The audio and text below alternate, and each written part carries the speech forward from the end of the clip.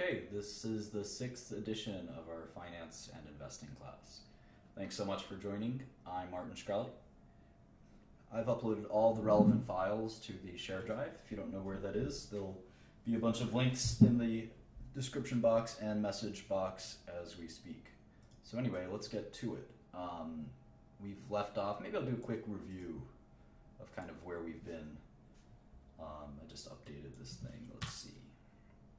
So I talked a little bit about my life and sort of where I came from and kind of the decisions that I've made in my personal kind of career. We talked about planning your career. We talked about teaching oneself, and I actually went to my library and went through a few books. There's an unending number of books on Warren Buffett, which I would encourage you to read, or read all of them if you could. Snowball is the recent biography. I would certainly try to read that. My brother got me this for Christmas. I don't know, it was last year. I think it was last year. It's just the essays of Warren Buffett.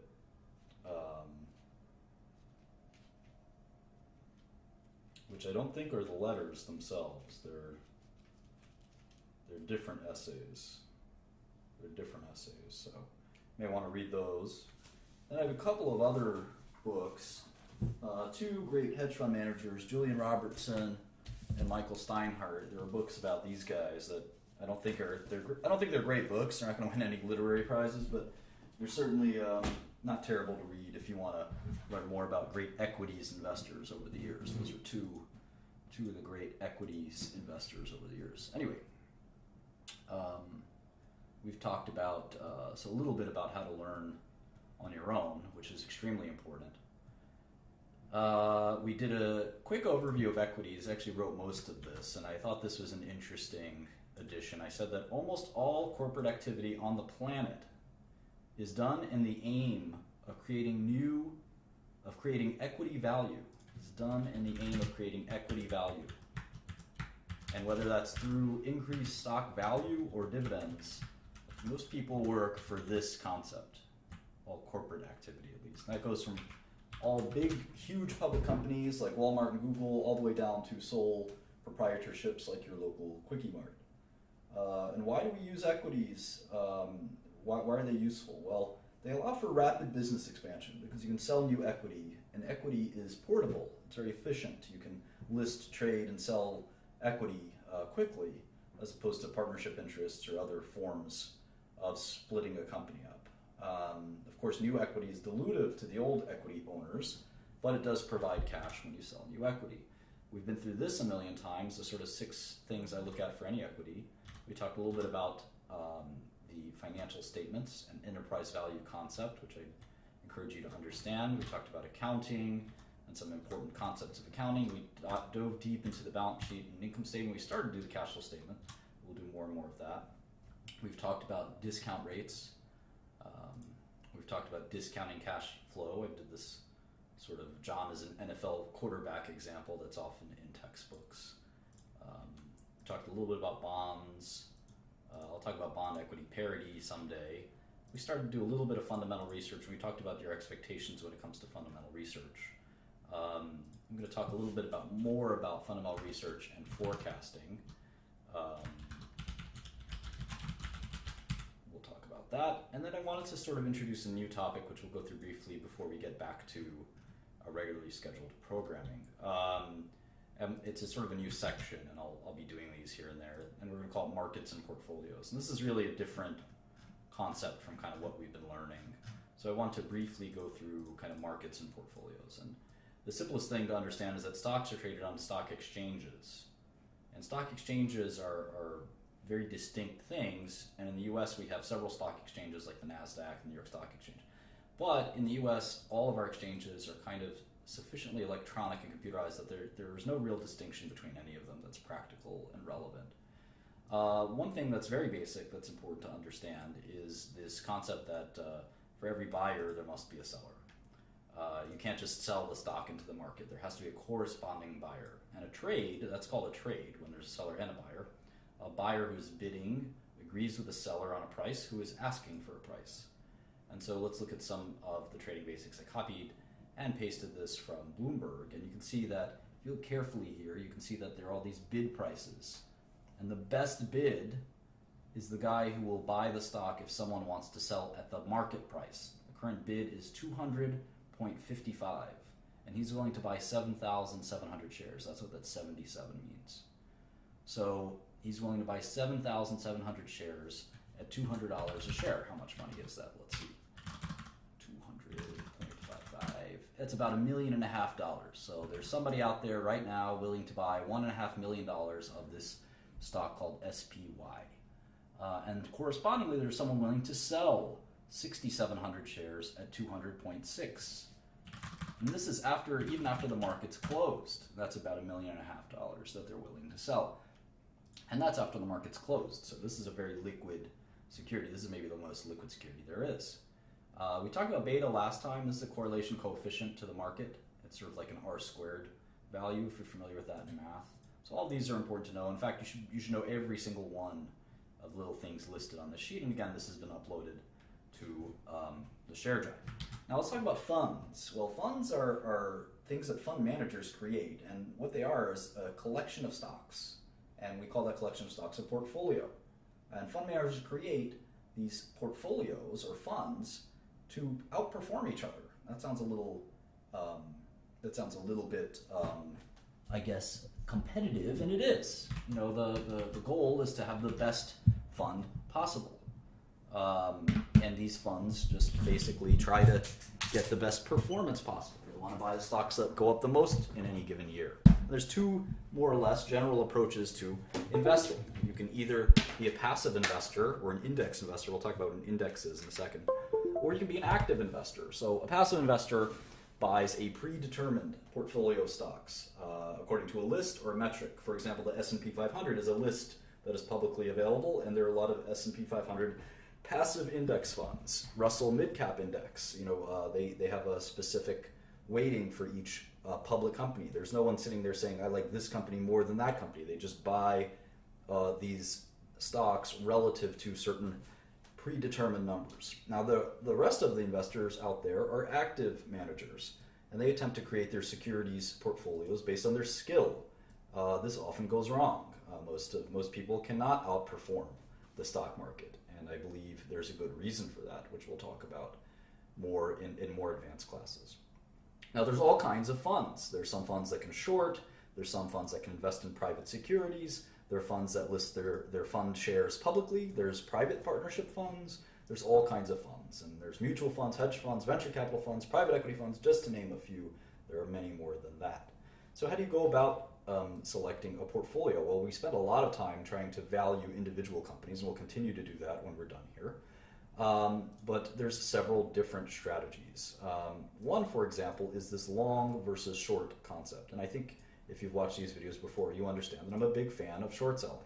And I don't think that stocks go up over the long term, especially corrected for inflation and other dynamics, especially the sort of, I think, erroneous ways we calculate index fund returns. So we'll talk about that. I think it makes sense to neutralize the risk of beta. Stocks can go up for extended periods of time. For instance, we've been in a big uptrend. We've been in a big uptrend for many years now. You can see from 2008 to 2016, stocks have gone up. And you might ask yourself, how is that possible? If there's a no arbitrage concept that we've talked about many times, that there can't be an arbitrage, there's no arbitrage, why did the stock market track in many ways just sort of the trajectory of the economy? Why did that happen? Well, this was no ordinary recession in 2008. A lot of people felt a lot of fear in 2008 that there would be some systematic crumbling of all of capitalism in our economy. That didn't happen, so we got quite a nice recovery. And I think that just the passage of time has allowed earnings to reach record highs, and stocks have had to sort of catch up, if you will, since stocks have been pretty modestly valued for many years, if not almost 2 decades. And if you actually calculate this rate of return, which we did the other day, it barely, if at all, beats inflation, which is really, I think, remarkable. So the last 20 years, stocks haven't beaten inflation very well. So there's no free lunch, but there was a big correction in stock prices in '08 that one could have taken advantage of conceptually. And I think that if you just had long stocks, you'd be very happy from '08 to 2016. There's no way to tell in 2007 that we're about to go into a bear market. Of course, if you only had short stocks up here, you'd be very happy. So my approach is to have both longs and shorts in equal amounts. I think there's a lot of misperceptions that shorts are riskier than longs, and I don't know that that's true. So other portfolio managers, well, it's certainly depending on the kind of fund you have. If you have a mutual fund, you can't even short stocks most of the time. If you have a hedge fund, you can short stocks, but a lot of hedge funds don't even do that. And certainly venture capital funds don't have any publicly traded stocks, nor do private equity funds. So a lot of these are very different based on the kind of fund you have. The universe you select on, that's the list of securities that we'll focus on. We're doing tech, global public tech companies for our purposes, but there's certainly different kinds of things you do: market cap focused, style focused, geography focused, and we're doing a sector focused, a very sector focused universe as of right now. So we have a few rules, and one of them is that most stocks are fairly valued, and that's sort of a take on what people call the efficient market hypothesis, which is that stocks are efficiently priced. All market stocks in the stock market are efficiently priced because there's so many observers looking at stocks that they're always reasonably priced. And I don't know that that's true. I think most people disagree with the efficient market hypothesis, but my take on it is that most stocks are actually fairly valued. Most stocks. I think that for every 10 stocks you look at, 8 of them will be fairly valued. Maybe one will be overvalued and one will be undervalued. Concentration, diversification. This is something we kind of got cut off last time. A lot of people debate, it's been a debate that's gone on for decades, if not centuries, is how many stocks are optimal in a portfolio? Number of stocks. Another sort of key question is turnover. Should you be buying and selling every day? Or every year, or how often? How often? Maybe I can write that in here somewhere. Turnover. We did universe somewhere else. Turnover and rate of return. We'll talk about that shortly. So anyway, with respect to the number of stocks, it's my opinion that you want as many as possible. And that's just a sort of a mathematical concept. Now, the problem with this hypothesis is that we're only human. And ideally, we'd study thousands of stocks and pick as many as we can to get diversification. We assume that there's going to be some error in our ways. So let's say there's 1,000 stocks. And again, according to my principle, let's say 800 will be fairly valued, so we're not going to look at those 800. There's going to be 200 that are not fairly valued, 100 will be longs, and 100 will be shorts. But we're not perfect, we're human, so we know that we're going to get some of these wrong. We're going to be long. There's a famous hedge fund manager right now his biggest long is, I think, called Valiant, and he's been wrong. He's long and wrong. Valiant has gone down a lot. But it's his biggest long, and he's also had a short that's gone up quite a bit. I think it's called Herbalife. I don't know a lot about the situation, but I think that's what's happening. And so in any event, sometimes you get it wrong. And so there's some percentage chance that you will get it wrong. And that's why I think you want to minimize that percentage chance impacting you. For instance, if the percentage chance that you're going to get something wrong is 60-40, which is pretty good. 60% of the time you're going to be right, 40% you're going to lose and be wrong, win-loss. Well, if you have 6 stocks that you're long, do you know what the probability is that even though you're pretty good because you're 60-40, what is the chance that you will get it wrong several times in a row? In fact, what is the chance that you'll get all 6 stocks wrong? I think it's 0.4 to the 6th power, if I'm not mistaken. And that's not an impossibly small number. It's pretty small. It's less than 1% chance. But that means that you'd get every single one of them wrong. And I think that's somewhat intolerable given that you have 60% chance. Now let's say, and remember, for every one you get wrong, you kind of cancel out one that you got right. So all you need to do to mess up your portfolio is have 4 winners, or let's say, 3 winners and 3 losers, and you make no money. So at best, 4 winners and 2 losers is sort of is in fact quite possible. In fact, it's sort of almost likely. In fact, I think if you do the math right, there's a good chance. I'm not doing my statistics very well here, but there's a good chance. There's definitely a good chance that you're going to have a lot of things wrong. So you want to maximize the kind of spread by maximizing the number of stocks in your long portfolio. And I'll do the math someday. I sort of conjured this idea on the fly. So let me go back and do the math on that whole thing. So in any event, you definitely want to have as many stocks as possible. The problem is most people are, this is a technical term you may not be familiar with, lazy. Most people don't want to look at 1,000 stocks. Most people don't want to spend their weekends looking at stocks, their nights looking at stocks. Most people want to sit there and have a couple of stocks, and they don't want to research them day and night, and that's part of being a fund manager. There are many, in fact, most fund managers, I'd say, work very hard, but there are plenty that don't, and there are plenty that think they work hard, and they don't as well. So I think that there's kind of this complacency and laziness that permeates the industry, most industries. That's why the people that work the hardest seem to do the best. So anyway, having 100 great long ideas and 100 great short ideas is a lot of work, but it's not impossible if you have a decent-sized team. Now, having said that, there's some theory that when you concentrate your bets, you have a better chance of making more money, and I'm not sure that's true. In fact, some of the highest returning funds are not concentrated at all. A good example from history were two hedge funds called Renaissance. Renaissance is still in business. And the other one is called Steinhardt. And these funds were notoriously diversified, and they made a lot of money. They'd have literally 100 to 1,000 positions at any given time. Then there's concentrated funds that have done very well as well. Concentrated funds, and I don't know if I can give a few examples, but Buffett's early days, he was concentrated. He's no longer very concentrated, but Buffett's early portfolios were very concentrated. There's a mutual fund called Sequoia, which is very concentrated and has done very well. So there's plenty of people that have made money on both and lost money on both. You can be diversified and lose money as well. It's harder. It definitely is harder. And you can certainly be concentrated on one or two positions and get lucky and make money for a short period of time. So in any event, I believe in diversification with the understanding that there's a natural limitation to how much work one person or one team of people can do. So there's a lot of debates on that, and we'll talk about that more and more over time. One of the things that you have to understand about investing that many people don't is you don't have to invest if you don't have good investment ideas. And I think this is actually what's wrong with hedge funds and mutual funds and other types of funds, that no one forces you to make a bet, or at least they shouldn't. Some investors and investment managers feel like they're forced. They actually feel like they have to come up with great new stock ideas all the time. And sometimes there just aren't any.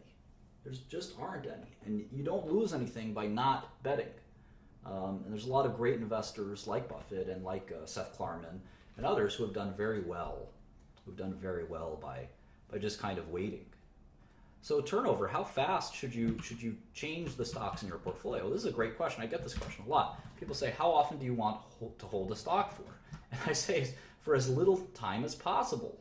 Why is that? Well, it's the sort of opportunity cost of money concept. If I buy a stock for $10 and I think it's worth $20, they say, well, how long do you want to hold that stock for? And the answer is as little as possible. As fast as I can get a return, the better. If this is going to take 5 years, I can do the rate of return on that. Let's see, 5 years minus 10 plus 20. That's a 15% return. That's pretty good. If it's going to take 10 years, well, that's a 7% return. That's not that exciting. What if it took 1 year? Well, that's a 100% return, right? How about half a year? Half a year would be better. That's a 300% rate of return. Now note, I'm not making 300%. This is a 100% return. But if I'm making it in 6 months, and this is a 300% so-called IRR, internal rate of return. And that's an important concept that we're going to go to. Internal rate of return. And this is a really interesting concept. So let's say for long term, I think it's going to go from 10 to 20, and it's going to take 2 years. 2 years. Let me do this math again. Now let's say that's a 41% rate of return, which would be amongst the best fund managers of all time. I like my stocks when they perform that way. But let's say I bought the stock at 10 and it was $12. It was $12 2 weeks later. It was 52 weeks in a year, right? So that's 0.038 years later. 0.038 of a year later. 2 weeks later. Right? 2 weeks later. What's my rate of return? It's actually 12,000%. It's 12,000%. Now, there's never been a hedge fund that's made 12,000%. But the point is that I'd much rather buy and sell stock in 2 weeks and make 20%. Let's see, the IRR is 20%, is 12,000%. But the actual cash return, we'll call it, is only 20%. I'd much rather get this than that. Does anyone know why? The answer is not because the IRR is higher. What is it? What? But why exactly?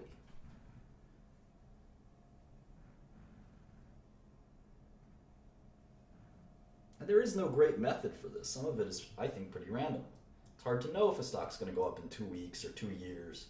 Sometimes you'll get most of the bang for the buck in a few months. It's a time value of money. I can always take my $12, I say this is millions of dollars. I took $10 and made it $10 million and made it $12 million. Well, now I can take that $12 million and find a new opportunity, potentially one similar to this one. And I'll be plenty happy with the rate of return I made. Now, I may say I don't have any other opportunities. I'm going to hold on to this one. There's a lot of ways to think about it. And there's no easy answer. But again, as time approaches 0, it's very hard to know that you're getting anything but randomness. You know, if someone told you that they could predict using fundamental analysis, the only kind of legitimate analysis without quantitative analysis, which we'll talk about some other time, if someone could tell you that they thought that from 2 o'clock to 3 o'clock that the stock market would go down, I'd tell you that they were crazy. But that would be really fast, right? That wouldn't even be 2 weeks. That would be like 1 hour. So if you could consistently do that, even if the return is 1%, you would make such a fortune. It'd be crazy. And there are some people who are okay at this. They don't get it right 100% of the time, but maybe they get it 55% of the time. I'm not that kind of person. In fact, I'm not sure I believe in that. So there's very much randomness from the hour to hour. Maybe if you don't believe that, how about every 15 minutes? Do you really think the market moves in a predictable way every 15 minutes? Maybe if you have Renaissance's supercomputer and you know that people are buying or selling at any given point, maybe, but I doubt it. But as time goes to infinity, you can really understand that companies like Coke, this is 20, 30 years, Coke stock has gone up quite a lot. As time stretches over long periods of time, maybe it is easier to understand whether a stock will go up or down. So anyway, those are a couple of thoughts, and I'll keep developing these for you as we go on. And maybe what we'll do is we'll create a portfolio for ourselves, and we'll do that from the tech industry. So let's pick a tech stock that we can look at. How about Microsoft? What's Microsoft's stock price? That's the first. There's 6 things that I look at, right? The first thing is the stock price. Well, it's $51. 51.03. All right, let's make a new file. We always do the same method. It's good to have some repeatability in your methods. 5103. Go to my favorite website, SEC's website. SEC. Here it is. I'm going to type in Microsoft's ticker, MSFT. There's the latest 10Qs right here. It's interesting, they have a off fiscal year. So the Q4 is not the December quarter for Microsoft. Very interesting. Well, anyway, here's their balance sheet. You can see immediately they have this mountain of cash. Let's see, investing class, Microsoft. All right.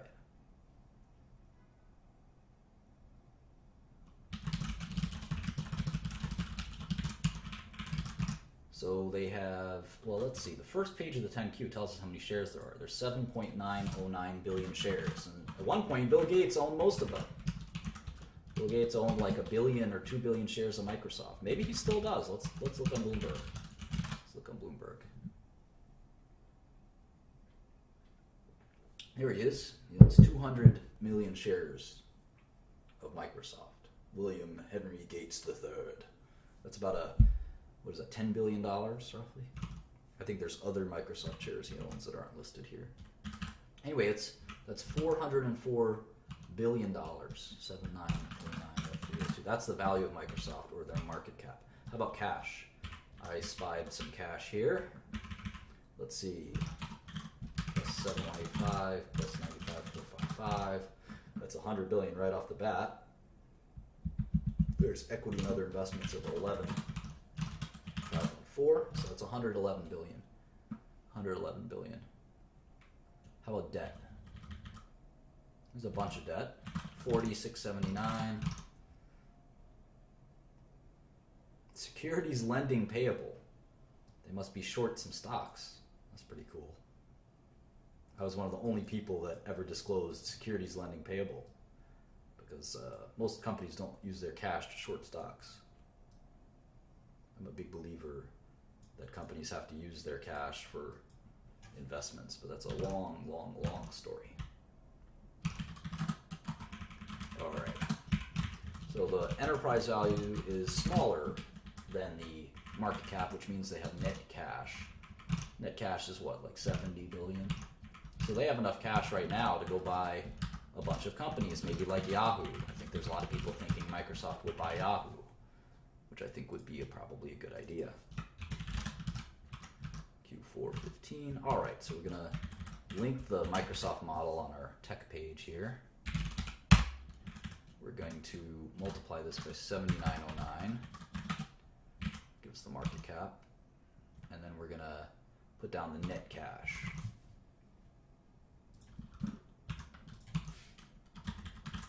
So you can see that adjusting for cash, the difference between Microsoft and Apple isn't that big. The companies are actually worth somewhat similar. One is 330, one is 420. It's pretty close in terms of the enterprise value.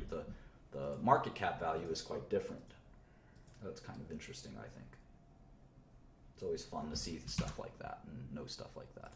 Anyway, let's take a look at Microsoft's actual business.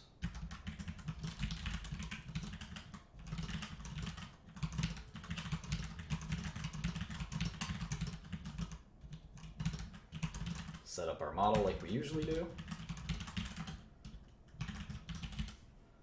This only takes a GIF, and then we have it forever, which is always nice. So let's see, here's the income statement. You can see their quarterly revenue of 23.7 billion is smaller than most of the companies we've looked at. It's pretty similar to what IBM's, if I recall correctly. Or IBM had a little more. That's pretty similar to IBM's, 22 billion. Microsoft has much higher margins, as you'll see soon. All right. So I want to be careful here because it says three months ended December 31st, 2015. So I'm actually just going to put down 12/31/15, even though I know it's not this quarter. Maybe it's this quarter. Let's guess. 796, 98.72. The gross margin, the gross profit. Let's see what the gross margin is. Is that about, it's a little lower than I thought. It used to be very, very high, but I think because they sell Xbox and other Surface and stuff like that, their margins are lower than they've ever been. All right, what else? Research and development. Microsoft has always spent a fortune in research, and it's never really been productive. It doesn't make any sense to me.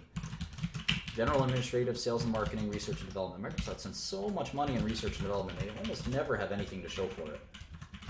Sales and marketing, of course, are the advertisements Microsoft makes and the sales force they have. And general administrative are things like their headquarters costs, legal costs, all kinds of things like that. CEO salary that goes into general and administrative.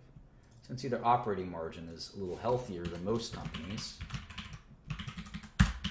25%. How about interest? Interest is usually interest in other income. Microsoft usually has positive interest income. It's interesting that they don't, no pun intended. Taxes. always like to look at the tax rate, see who's paying the most taxes. Microsoft is paying 15% taxes. How fair is that? You know, it'd be nice if I could pay 15% taxes. Or any of us, really, right? All right. You know, what's cool about finance is all of the lines are the same for every company, more or less.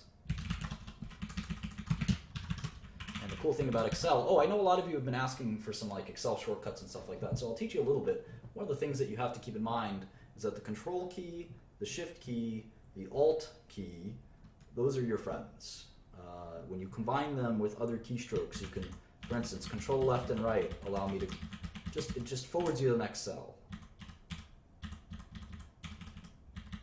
That's important. Control up, down, same thing. And using the number pad on the right of your keyboards are useful. So I'll occasionally give you some hints like that, but it doesn't matter if you can do this in 5 minutes or 20 minutes, it doesn't make a difference. Understanding it is more important. Don't confuse rapidity with understanding. Two very different things. So interesting to see that Microsoft, for instance, interesting to see that Microsoft's revenue declined. Their revenue declined.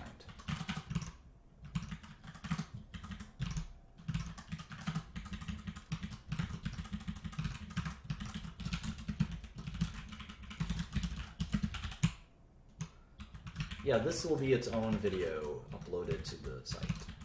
So Microsoft's revenue declined 10%. Now remember, so did IBM's.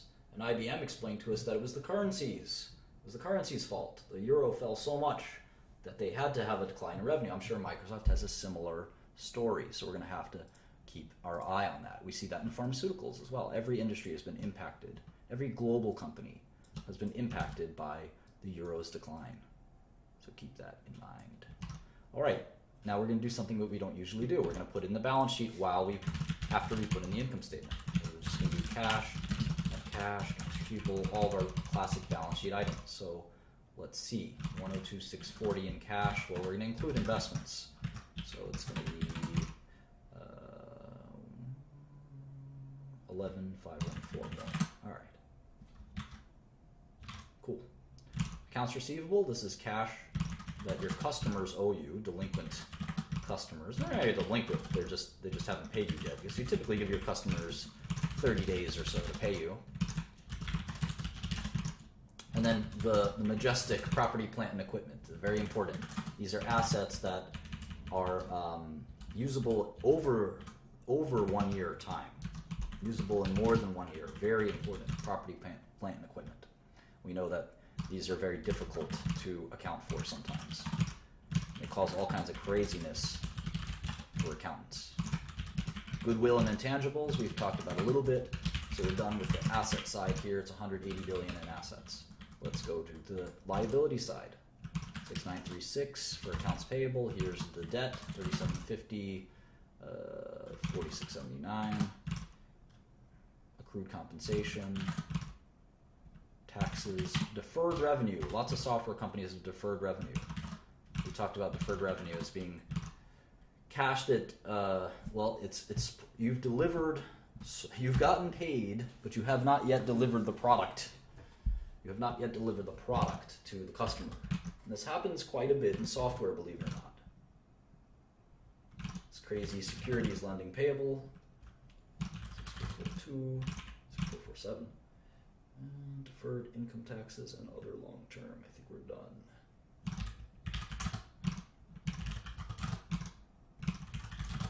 Let's see if this equals $180 billion. Yes, it does.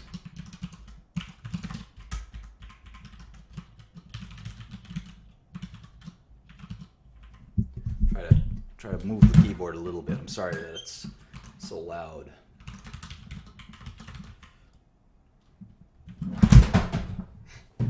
Maybe I put it on my lap, that might help.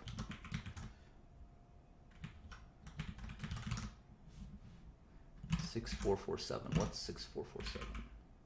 Other.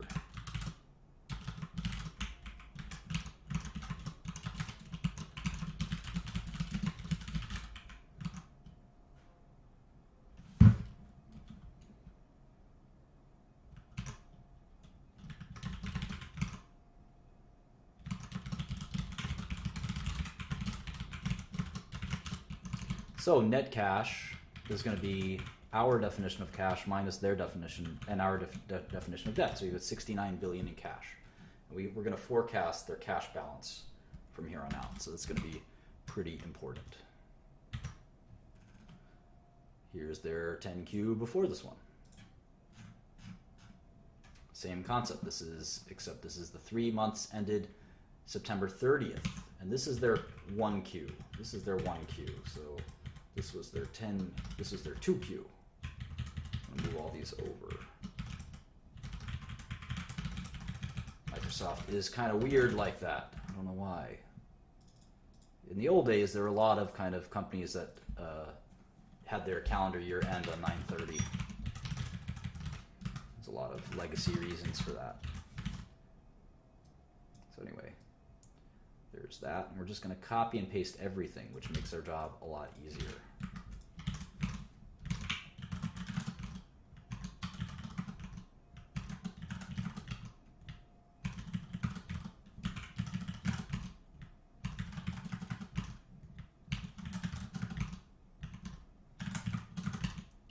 This is very easy to just plug in once you have all the formulas.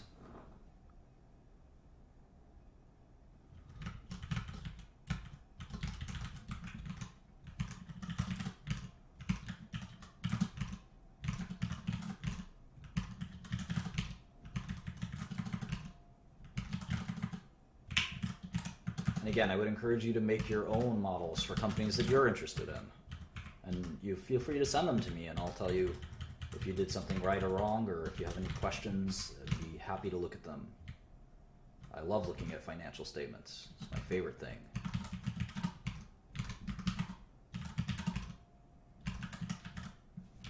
We'll be done with this in a jiff.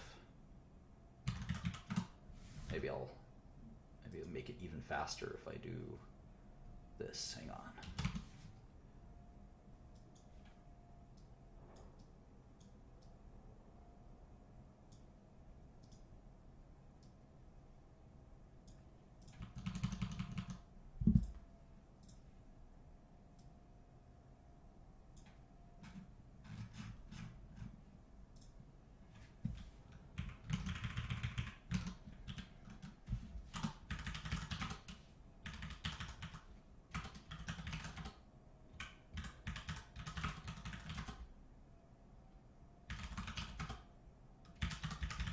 And like I said, you really get a feel for the business when you do it like this. You really get a great feel for the business that you wouldn't get if you just looked at a Bloomberg or Yahoo Finance, which would give you the shortcut. And you can't really use those shortcuts for other reasons, so we'll talk about that.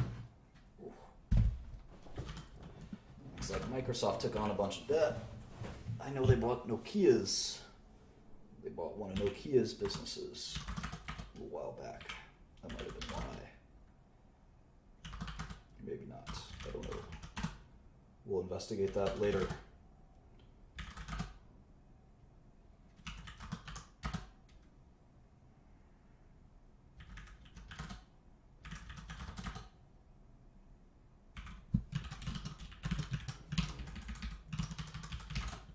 All right, the balance sheet balances well. Now, interesting thing about the cash flow statement. Cash flow statement, most companies report it, unlike the income statement, they report it on an accrual basis. I'll show you what that means. So let's go to the cash flow statement. Typically we do our model net income and reported net income. So we're going to go up to model net income, which is 4 billion in this case. On the cash flow statement, it will tell us what they thought the net income was. In this case, it's exactly the same. It's 4620. Now we're going to do all the so-called add-backs. So-called add-backs that we went over last time that kind of transform net income to another number. In this case, they actually got 8 billion, almost double. 8.6 billion in cash generated from operations. Crazy, huh? Even though they reported net income on the income statement of 4.6 billion. One of the things to know about cash flow statements is that they reflect the reality that business operations are smoothed out when you look at the net income line. The cash flow statement teaches you the the good, the bad, and the ugly. Sometimes it teaches you too much about how the cash moves on an annual basis. And there's some quarters in a business where you collect more cash. There's some quarters where you extend more cash. And that's a really important kind of concept. All right. So DNA is normally the biggest adjustment. Another one is stock-based compensation. And then you can see here that they have this big swing in accounts receivable. They collected $6 billion of accounts receivable. That seems very unusual to me.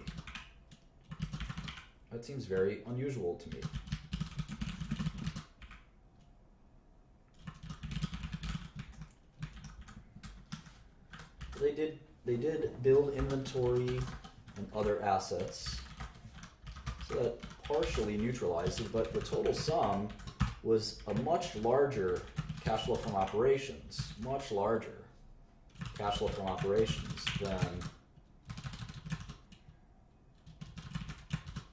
than their net income.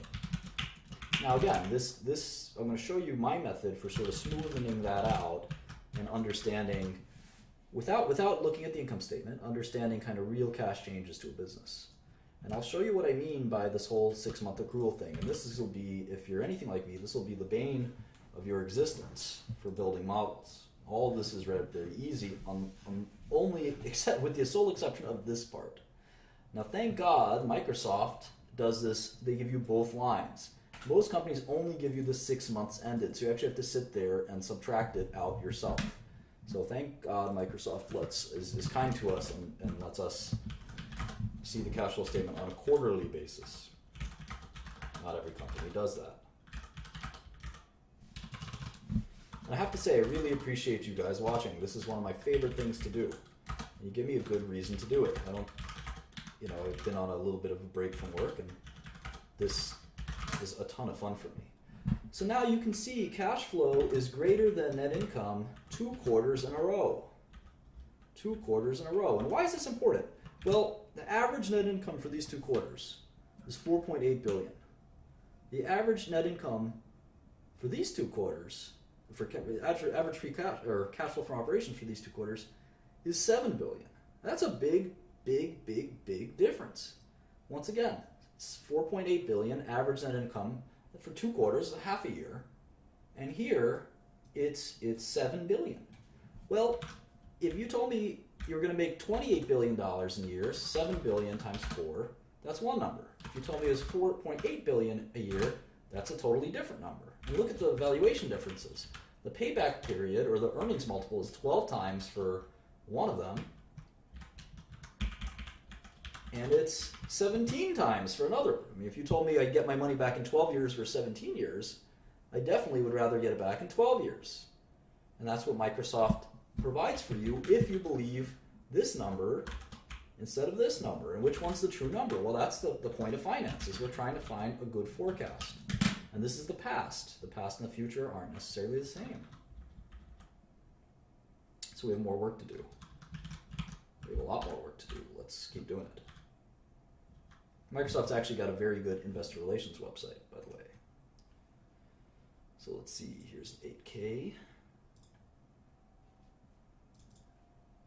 Can't believe Microsoft tried to get into phones. It's pretty embarrassing. I think it was Steve Ballmer's fault. All right, here's the Q4, which their Q4 ends in, is the June quarter, so it ends in June, July, August, last day of August. Does that make sense? No. It ends in June, June 30th. So it's April, May, and June. That's their Q4. Pretty funky. All right, so let's do the math here. And you can see how easy it is when you have it side by side, and how easy it is.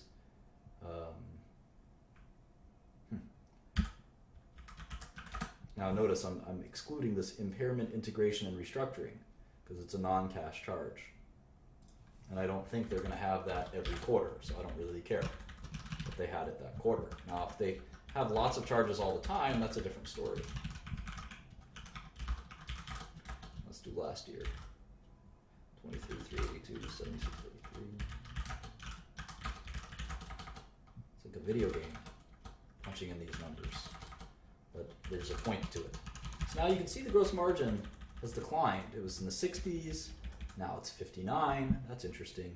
The rest of the operating margin has declined too. And meanwhile, it's not because low quality revenues have been added. Revenues have been declining as well. So it's a little bizarre. It's a little bizarre. Net cash went down by $3 billion here. Let's see. Even though they're profitable to the tune of $4 or $5 billion, let's add another month or quarter of balance sheet and see what happens.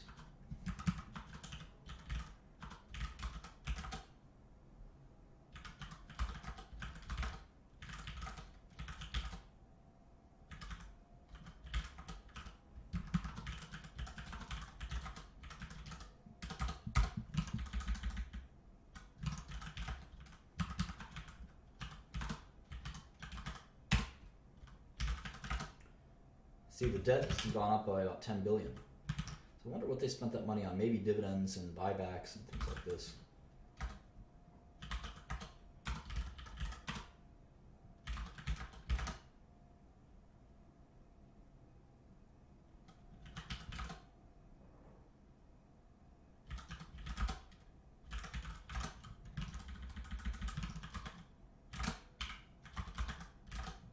Alright, that balance sheet balances quite well.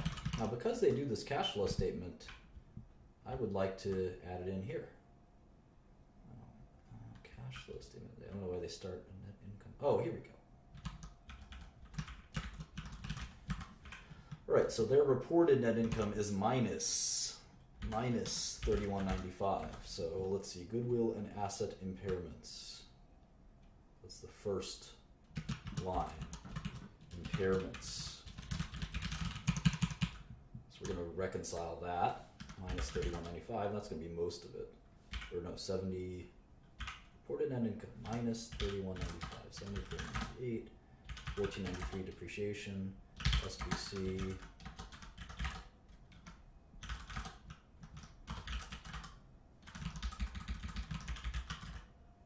Okay, and you can see here they extended a lot of credit to their customers. So it looks like the end of their fiscal year, they extend a lot of credit, or at least, or maybe there's no trend to it. It just goes up and down. Here they collected all their receivables. Here they extended. Here they collected. So necessarily no rhyme or reason. Sometimes things are just random. You can't tell for sure when your customers will pay you and when they won't, unless you have my team. All right. So here's the third quarter in a row where their cash flow is greater than their net income. So again, the average being $5 billion for net income and $7 billion quarterly cash flow for cash flow. That is a big difference. And again, we're dealing with that $7 billion number. They've been on track to make $28 billion a year, which is close to 10 times earnings, which is pretty cheap. That's pretty cheap. Even though Microsoft is thought to be kind of a laggard in many ways, that is a very cheap relative to some of the other companies we've looked at. Although look at Apple. Apple's 8 times. Let's do this. 28 billion is what we think 2016 earnings are. And without even building a model, let's assume that it declines by 1%. So, according to this, pound for pound, Apple's the cheapest, Microsoft's the second cheapest, and IBM's the third cheapest. But that doesn't mean they're the most attractive in that order. We don't know if Apple's earnings will fall off a cliff. A lot of people think they will. We don't know if IBM's earnings will fall off a cliff. They certainly haven't been doing a good job, and we don't know anything about Microsoft because we just started to look at it.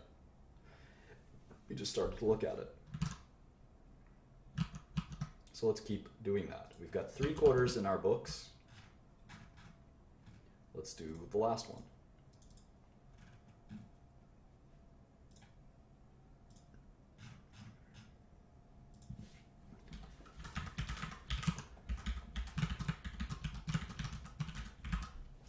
Sometimes you don't know everything about a business from your personal experience with it unless you're in the software industry. Even if you are, it's not easy to know what a company, how they're really making their money all the time. So I would throw away any thoughts you have about Microsoft when you do this. You have to be completely objective. And that's hard for a lot of people. They say, ew, Microsoft. No, you can't think that way. It's not a beauty contest. It's about bargains. You're trying to get the best bargain, not the best company. If you wanted the best company, you have to pay the highest price, and that may not be a bargain. You may be overpaying. You still may be getting a bargain. It's not really clear. But, you know, it's not about a beauty contest. We're not movie critics. We're bargain hunters. And that's one of the, if someone asks me what the number one thing people don't understand in finance, it's that. We're not trying to make a good or bad kind of rating. We're trying to make, are we getting our money's worth rating? It's just a very different analysis oftentimes, especially in companies like this. In pharma and biotech, it's a little more complicated, but certainly in this kind of, it still applies, don't mind you. But it's extremely important for companies like this. Good versus bad is not the calculation we're making. We're weighing exactly what is this. It's like 50 different diamonds. There's definitely one better diamond than the other. But we're trying to figure out is which diamond is the best bargain we can buy for the cheapest price.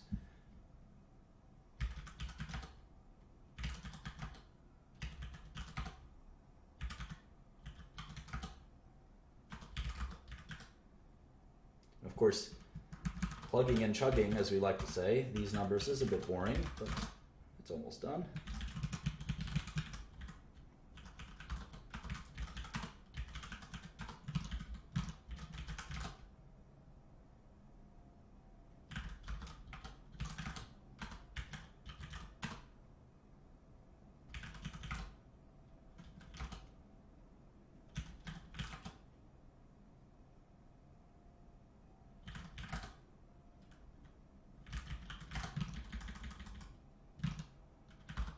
All right, now the last part of the cash flow statement.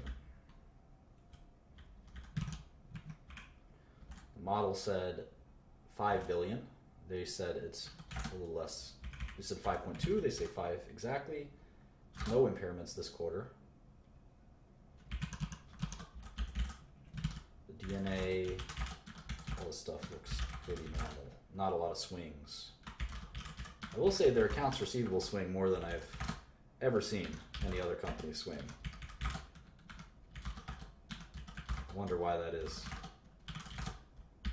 There we go. And here, look at this. Massively larger cash flow from operations. Massively larger. Massively larger. How about CapEx? We haven't been watching CapEx. Let's take a look at CapEx. I don't think cash flow from financing is that important, but let's look at CapEx. CapEx is additions to property and equipment in this case, $1391. So free cash flow, we have to subtract out these two, right? That's one of the reasons why cash flow is larger than net income. Could be because of CapEx. You don't think a software company is having a lot of CapEx. I mean, after all, they don't have any equipment to make the software. I mean, come on. Software. Let's also look for acquisitions. Acquisitions. That's another interesting thing to watch. Acquisitions and buybacks. So for acquisitions, they had 162 million. And here for buybacks,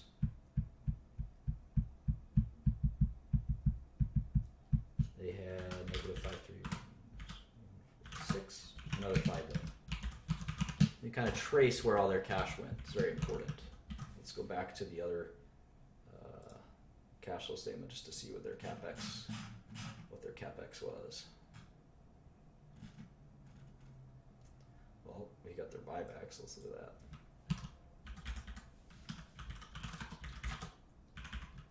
that. Acquisitions, 626. How about CapEx? 1781. All right, so now it's starting to look a little closer. Even though this quarter was still 3 billion more than this quarter was actually below. Free cash flow is below net income. Let's look at this one. I'm going to show you my method for kind of smoothing these things out. It's not that complicated. You can even probably guess what it is.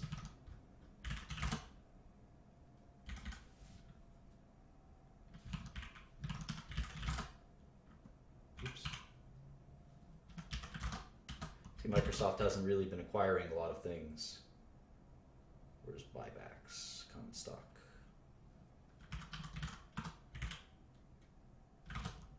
There's also dividends.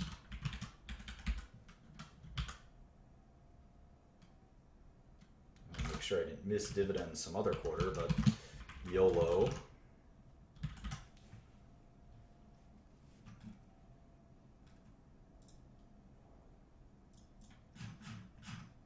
And here's the last one.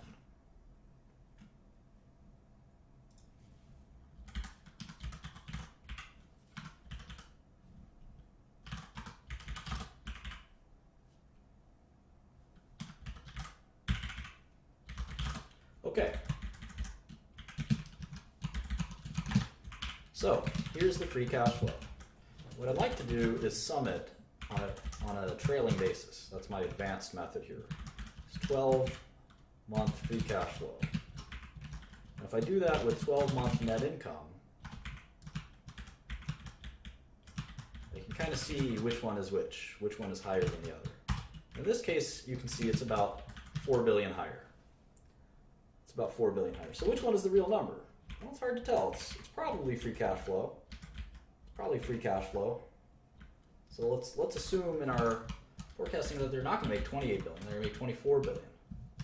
So now Microsoft is, at least by an earnings ratio perspective, the most quote-unquote expensive company. It could have the highest growth potential. Who knows? We haven't looked at the business yet. I mean, if taking a look at their last 4 quarters, they haven't been growing very much. But now again, that might be due to the euro. We're not sure. We got to look into that. I just want to make sure there weren't dividends I'm missing. I hate missing things.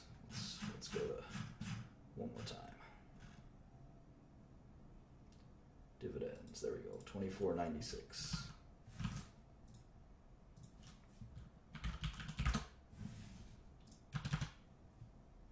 One more.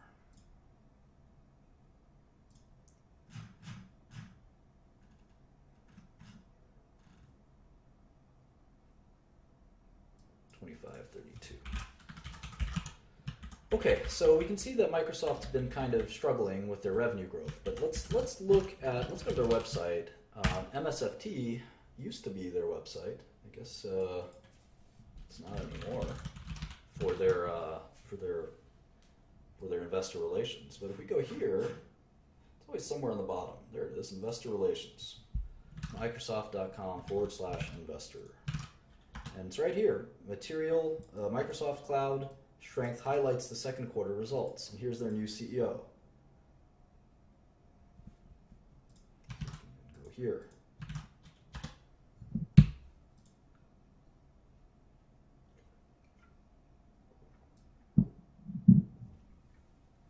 They had non-GAAP revenue that was higher than GAAP revenue. That's kind of bizarre, isn't it? So we're going to make some GAAP adjustments. And that could also, by the way, be sometimes the difference between net income and cash flow. Let's see if we can look into some of their growth. Businesses everywhere are using the Microsoft Cloud as their digital platform to drive their ambitious transformation agendas, says Satya Nadella. Now, where have we heard that before, class? Businesses everywhere are using the blank cloud as their digital platform to drive their ambitious transformation agendas. Who's smart? Who can tell us? Who can tell us where we've heard that before?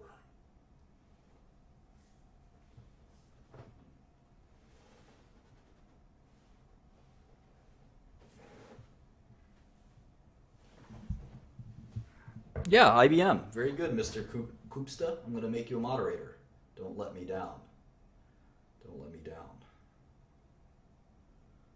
Congratulations.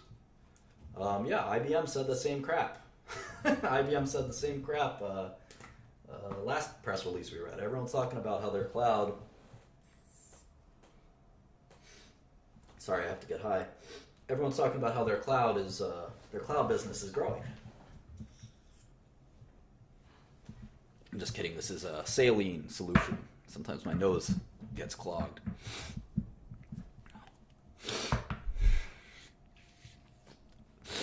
You can always email me at Shkreli. It's shkrelimartin@gmail.com. And certainly, if you're a moderator, I'm gonna watch your models first. Anyway, so yeah, everyone's talking about how the cloud is the only way they're growing. But the problem is, if you are not growing, and that number, last I checked, I don't need glasses, it's negative. So don't give me that BS. Businesses everywhere are using Microsoft Cloud as their digital platform to drive their ambitious transformation agendas. Man, if one of my executives said, look at this great thing that we're doing that drives business agendas. We went from 26 billion to 24 billion. Bruh, come on, bruh. How about an apology? All right. Now here's, of course, where they blame it. They blame it on the currency.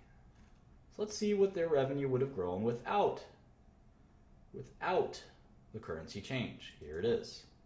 Let's say it would have grown 3%.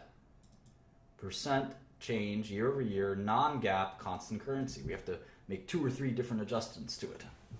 As reported versus non-GAAP, and then we have to make a currency transformation. It's a lot of headaches, but you know what? I believe them. You don't always believe them. Local currency is year over year plus 3%. Now, IBM, 3% growth isn't anything to write home about, but it's growth, at least. It's growth. Now, IBM was giving us the same spiel, but even after adjusting for currencies, they shrank by 2%. And if we've learned anything, we know that even a couple percentage points changes value by a lot. Minus 3% of maturity makes IBM a lot less attractive than minus 1, for instance. So there's a lot of things little things like that make a difference.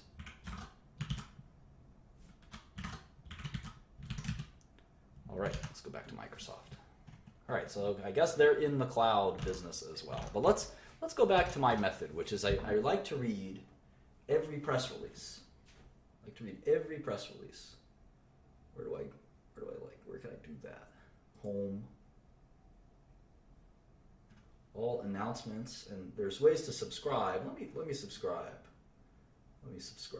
Email alerts. I want all releases, all SEC filings, all events and webcasts. All right, here's the alerts if you want alerts. Martin Shkreli Martin at gmail.com 30160. There we go. All right, let's go back. So I want all press releases. They're making it a little harder than most. Usually you can just click press releases.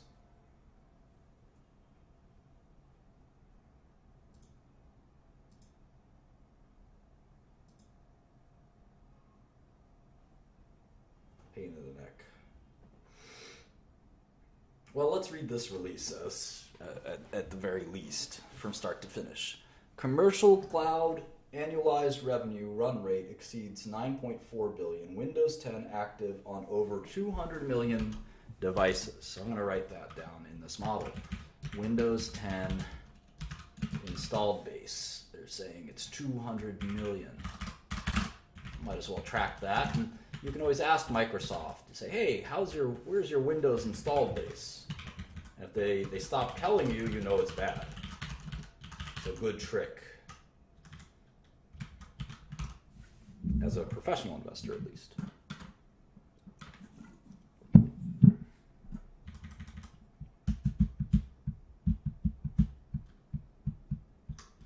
We delivered double-digit operating income growth.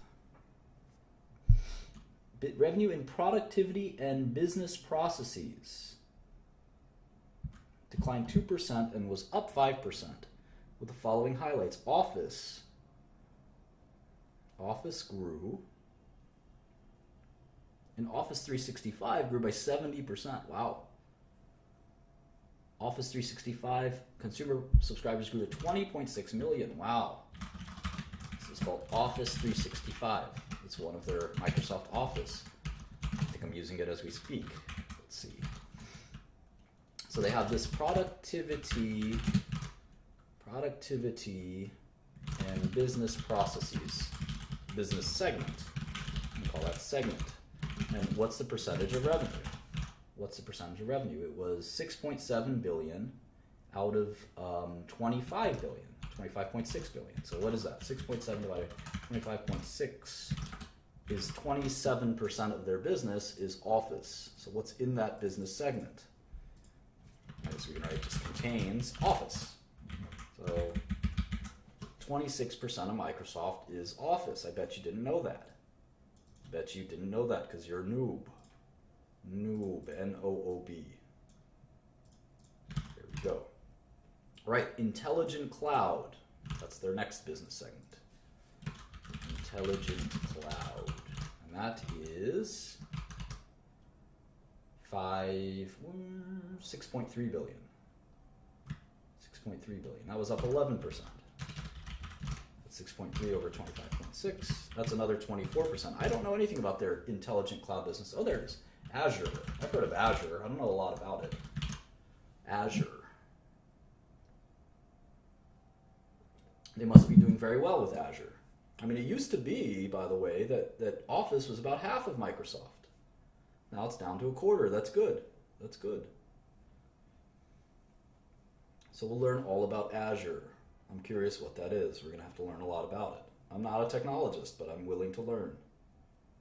Server products and cloud services, Azure, server products, cloud services. All right, more personal computing, not even personal computing, more personal computing. It's kind of a silly name, isn't it? And this was 12.7 billion. So this is still their biggest business. And that's 50% of their business. So you can think of Microsoft in three parts. Personal computing, which is Windows, right? Windows. And that's the only business that's declining. Not a surprise, right? Growth, minus 2%. Intelligent Cloud, up 11%. Productivity up 5%. So personal computing is kind of the legacy, we like to say legacy business. And that has Windows, probably Xbox. And Xbox monthly is at 48 million people. Holy moly. Xbox Live, right?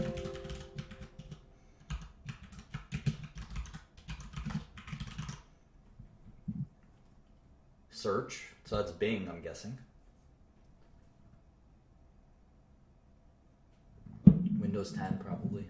Phone revenue, down 50%. I think they stopped selling phones. Surface? Who has a Surface?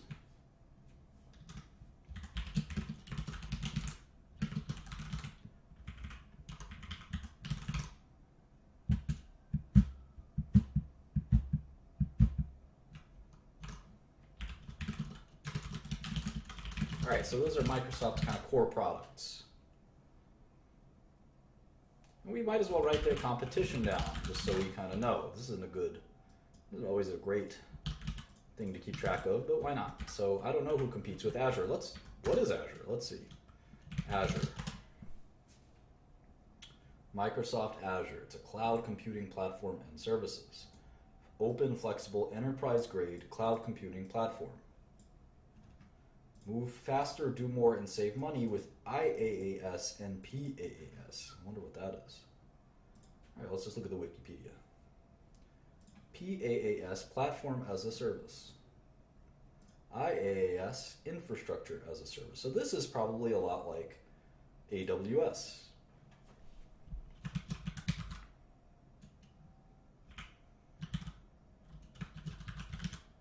Office is competing with, I think, Google Spreadsheets, OpenOffice. I don't know what's Microsoft Dynamics? Let's see. It's a CRM? Oh, cool. I didn't know Microsoft had a CRM. That's competing with Oracle, right? Oracle and SAP.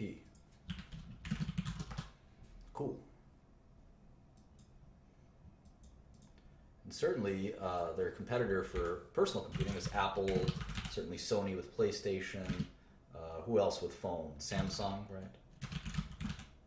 There are a few competitors. Cool. So now we're gonna what we've historically done is just track revenue, and I think we want to go a step further. We want to actually track the segments. Here it is. Productivity, which is Office, Cloud, and PC. We actually want to start tracking these too.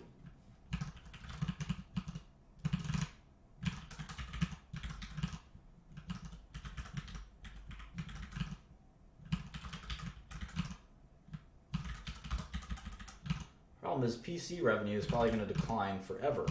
It's only declining a few percent a year, but it's still painful.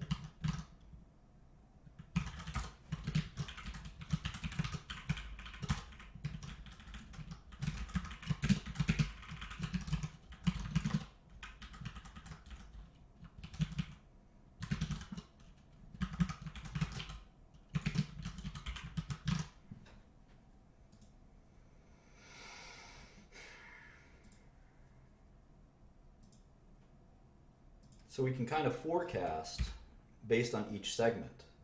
So instead of forecasting off of revenue, we can actually just do like this, equals sum, like that, and we can, I'll show you kind of what the game plan is in a second.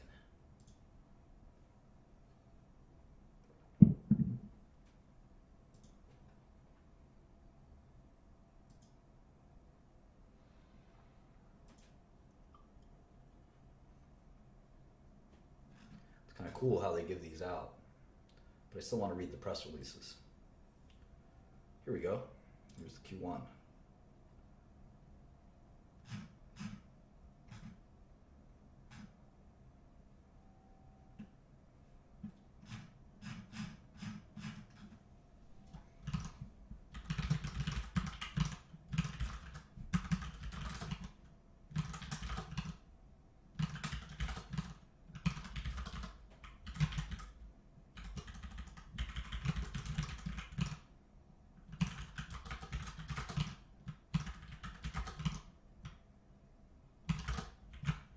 I remember what I said about reading a year of press releases and putting all the information there. I want to see what the local currency was this quarter.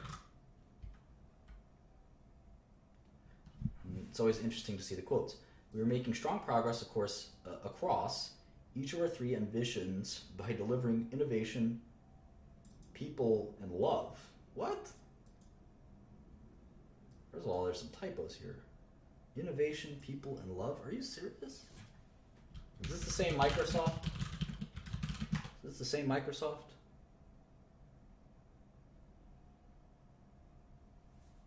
That doesn't sound right to me. Oh, innovation people love, like the innovation that people love.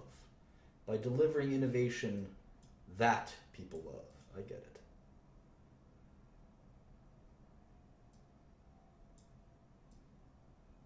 Customer excitement for new devices, Windows 10, Office 365, and Azure is increasing as you're bringing together the best Microsoft experiences to empower people and achieve more. Okay. So let's see, up 4, up 14. Wow, look at that. Look at that. Revenue in more personal computing declined 13%. 13% in constant currency. Wow, that's terrible. Anytime something's declining by 13%, I'm going to make a note of that. Minus 13% constant currency. Wow. What a terrible quarter. PCs are going to just drag on Windows revenue is just going to drag. Let's see, 39 million Xbox Live users that quarter. They really go from 39 to 48? That sounds like unrealistic. Maybe because of the Christmas season. That's bizarre. Office 365, 18 million users. How about Windows 10?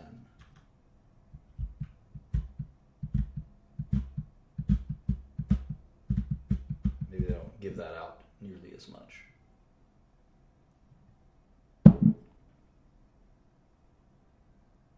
Yeah, I don't see Windows ever kind of growing again, right? That's in a permanent decline, Windows. Here it is again, down.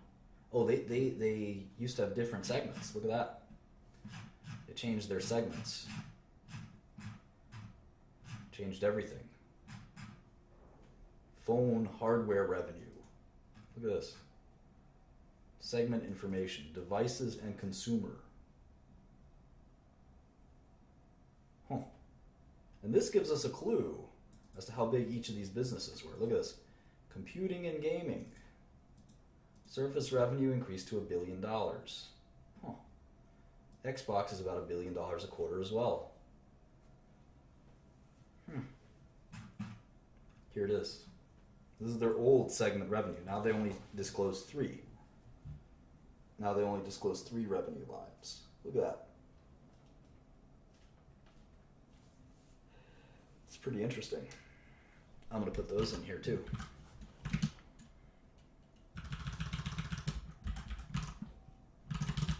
Devices and consumer licensing. These are pretty nondescript. I wonder what these are. You can see the huge decline. 34% decline. How about computing and gaming hardware? It's probably Xbox.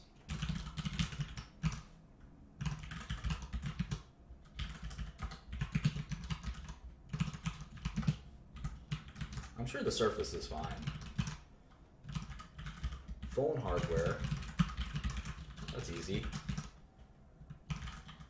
They kind of decided to get out of phones, I think. They tried their best. Didn't make sense. Devices and consumer other.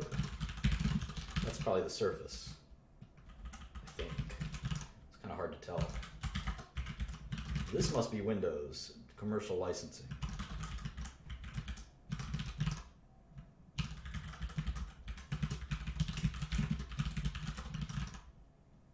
Commercial other.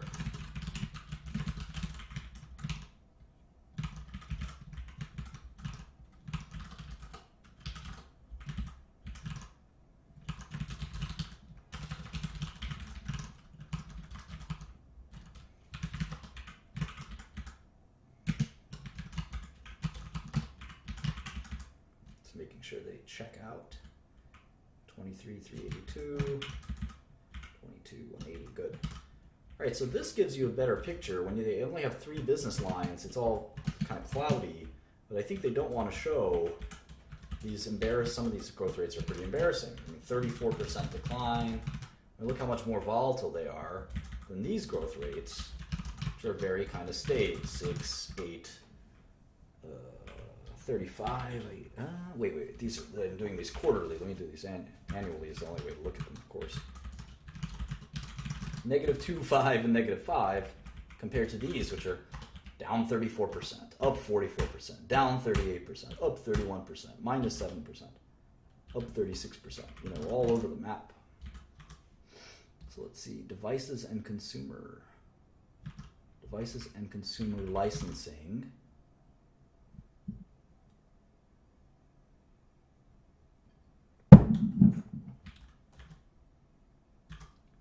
Commercial licensing is Office.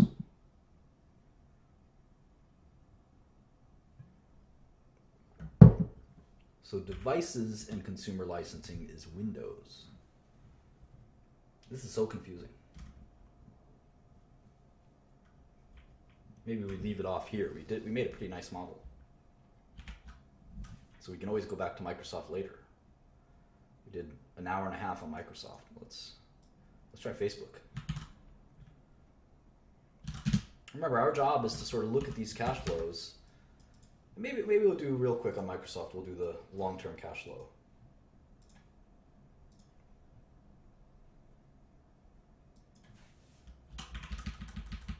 So let's see, margins, revenue, shares.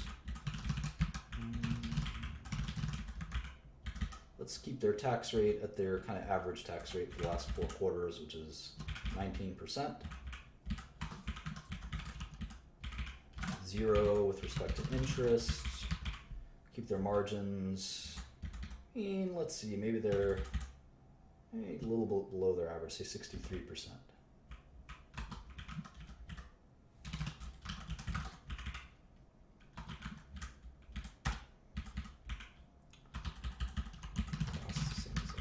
Okay.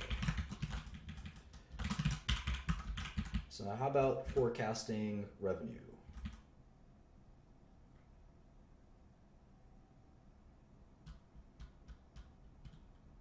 It's not going to be easy. So this has been declining at 2%.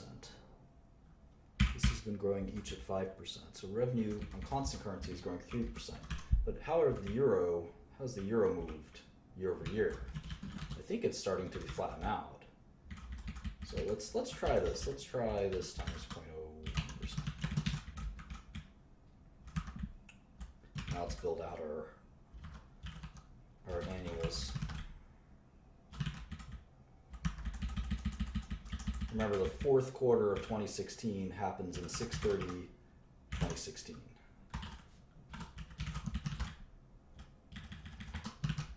Just keep that in mind.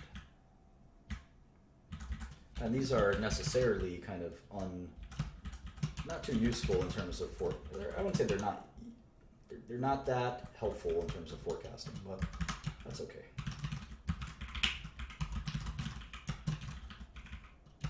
They're not totally worthless, as we'll see in a second.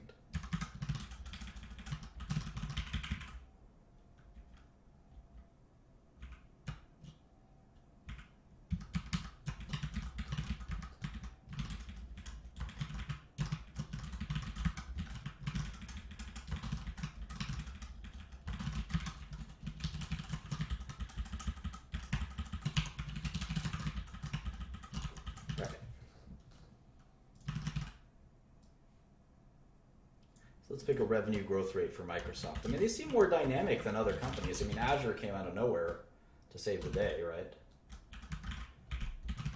Let's imagine that they would grow 1% a year. Let's see if that's reasonable. How about gross margins? This is my method. It's kind of the most introspective method that I've seen in terms of trying to see what the market's thinking as well as what you're thinking.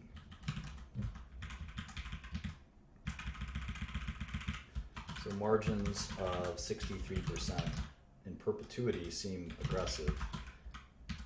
We talk about how margins reflect return on equity in metrics like this. Someday that's going to be a good lesson. There's some theories that companies shouldn't have excess margins. All right, let's look at net cash as well. So Microsoft's cash profile will look something like this. We know we like to forecast cash and interest income based on yield. We call that, what, ROIC? Let's put in a placeholder of 1%. The company should be able to generate 1% cash, right? 1% returns. That's not too much to ask.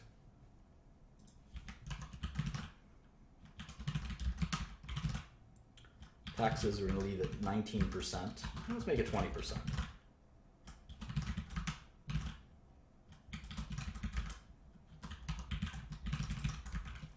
Okay.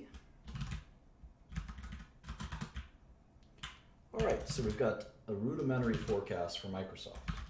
How about discount rate? I like the fact that they're so diversified. I mean, even they're more diversified than IBM. I mean, IBM is just a big fat consulting company.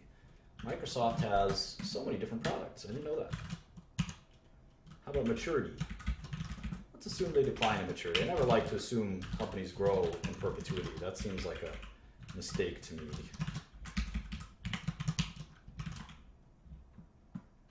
The new CEO of Microsoft seems really good. I'm going to be racist and just call him the Indian guy. Probably is not a good way to think of him, but all right. I have to add back, I'm not going to discount the 2016 earnings or 2017 earnings since we're getting those right away. It's a bug in Excel. And then the cash itself, Satya.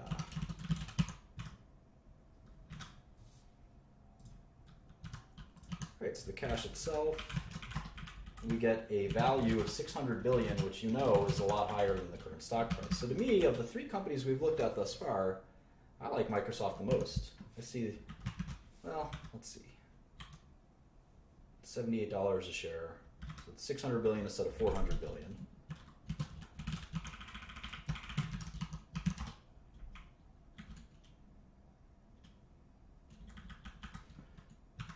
So $78 instead of $51, that's a pretty good, it's 50% above where it's trading at. So both Microsoft and IBM seem like pretty good opportunities, even with pretty conservative estimates. But they're also in some ways somewhat fairly valued. That's a big discount, 55%, but I don't really know what the future may bring. Most of these tech giants inevitably crumble. If they started to crumble, we could do the kind of reverse. This is what would have to happen. They'd have to drop 1% a year virtually in perpetuity at a discount rate of just 4%, which is for a tech company, even though they're diverse, is a little bit outlandishly low. They're only generating 1% return, and we know they do a little better than that, just to the sheer number of buybacks of things they do. So in some ways, Microsoft is fairly valued if they never grow again or shrink a little bit. If they grow a little bit, it doesn't take much. 3% a year would be more than enough. Then the stock could be a double. So it's all about, do you think Microsoft can grow? And the fact that they have this albatross with Windows, although Windows isn't as big as it looks, it's not 50%. I think that Windows is less than that, but it's declining faster than the group. So anyway, there's a lot of little things that we have to look at there. I've been wondering about Facebook, so maybe let's do Facebook for the next half hour. Let's do it for half an hour and see what we learn, if anything. Not much to learn in half an hour, but maybe we get some basics.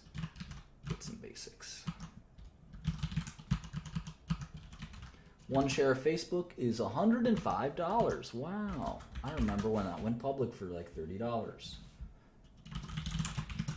It was a little while ago, to be fair.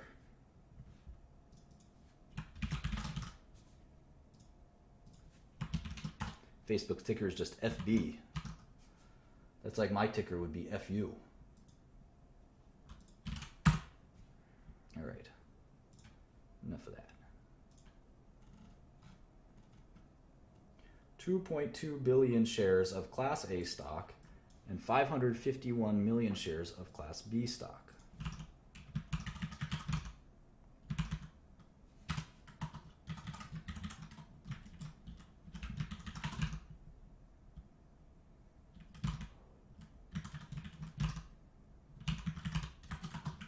So their market cap is 300 billion. 2846.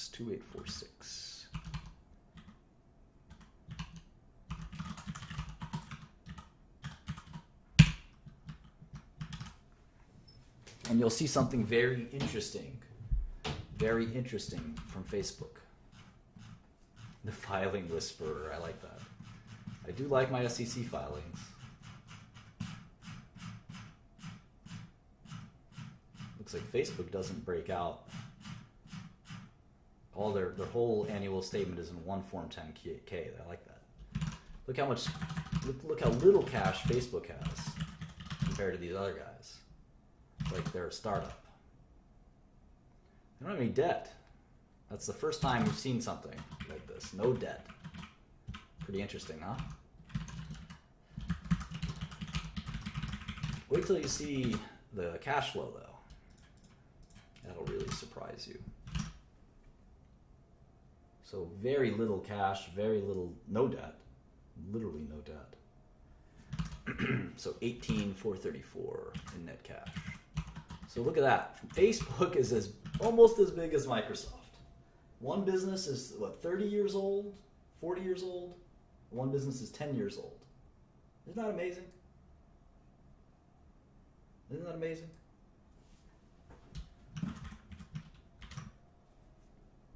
Literally breathtaking. Of course, I think Facebook's a short, but you know.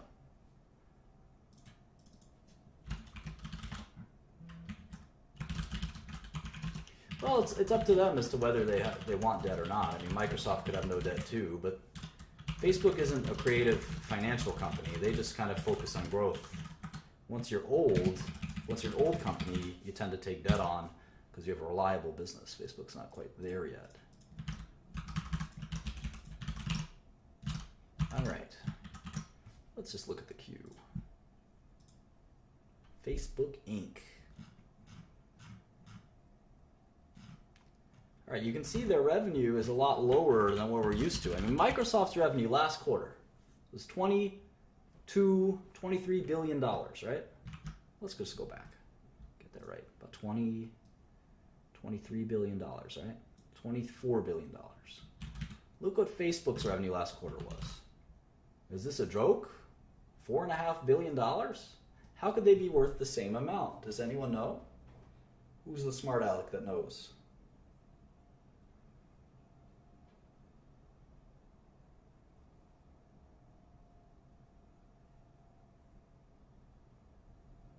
I mean, Microsoft literally has 5 times as much revenue.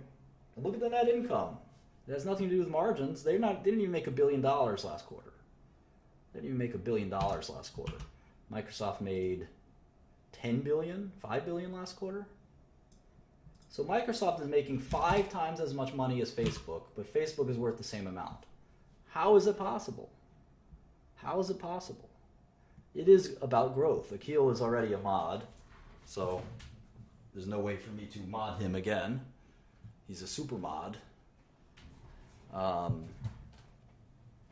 It's one word answer, growth. Essa did a good job, and Nathaniel Flack, and let's see. I like this answer where he said it's overvalued. That's definitely true too. Shkreli the Great, Robert B. All of these were good answers. Maybe they shouldn't be worth the same. I like that. Exactly. It's definitely not split shares. It's not a user base. It's growth. It's growth. The hope is that one day they'll have more earnings, just as much or more earnings than Microsoft. Just as much isn't good enough, because why would I want just as much 5 or 10 years from now? I need more. So let's look at that. Let's look at that. So we see these tech giants. Let's actually look at. Let's make a column. 2016 revenue growth. Now let's abbreviate that, I guess, RG. Now let's plop all this in here. So Apple, 2016 revenue growth, we're estimating -2%. They've gotten so damn big, they can't grow anymore. Whoever thought we would say that about Apple? How about Microsoft? We're estimating 3%. No, 1%. 1%. Okay. How about IBM? I think we're estimating it to go down.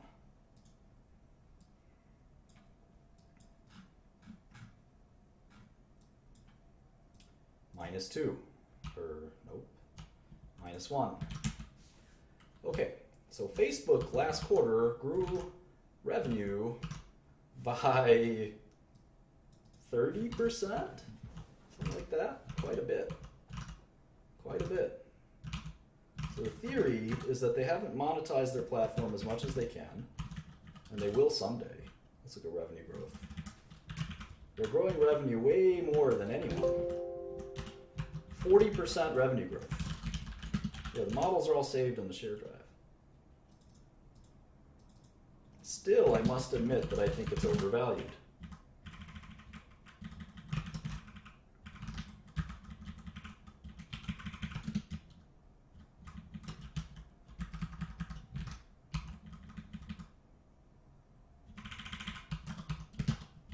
let's look at COGS, gross profit, gross margin.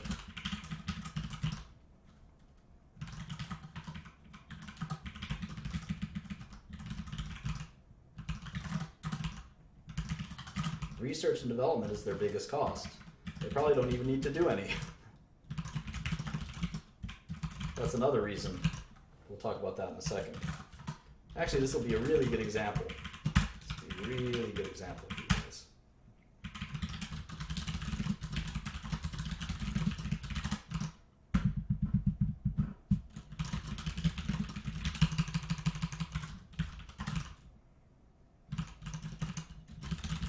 They also pay too much in taxes. Look at that. They pay. It looks like they actually pay normal taxes. They don't do any tax dodging. That's insane. What's wrong with them? That'll change once they become a bigger business. Look at that. Who pays 37% taxes? Get out of here with that.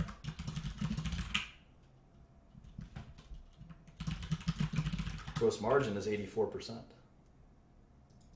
But they still can't believe they pay all that tax. Hasn't anyone told Mark Zuckerberg you don't need to pay taxes? Why is he following the rules? This is crazy. This is crazy.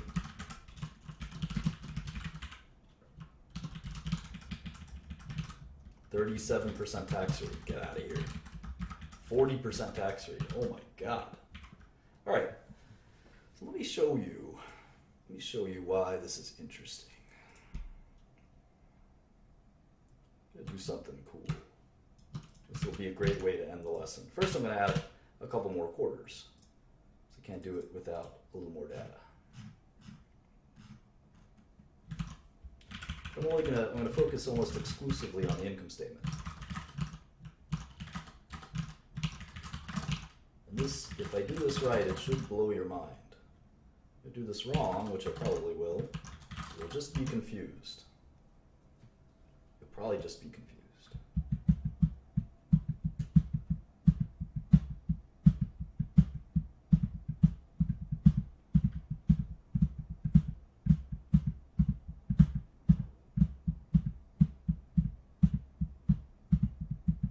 Interesting though, a wrench thrown into my plans here.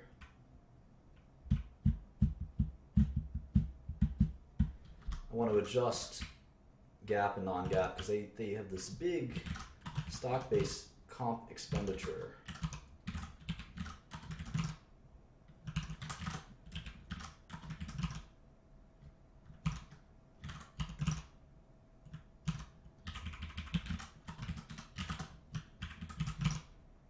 Earnings are a lot more than it looks. It's a little frustrating.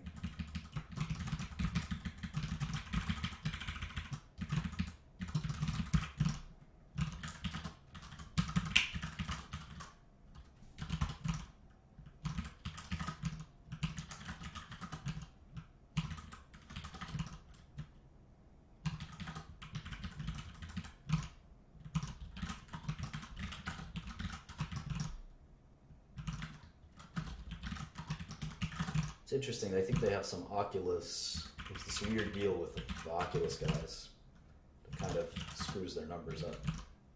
It's pretty fascinating.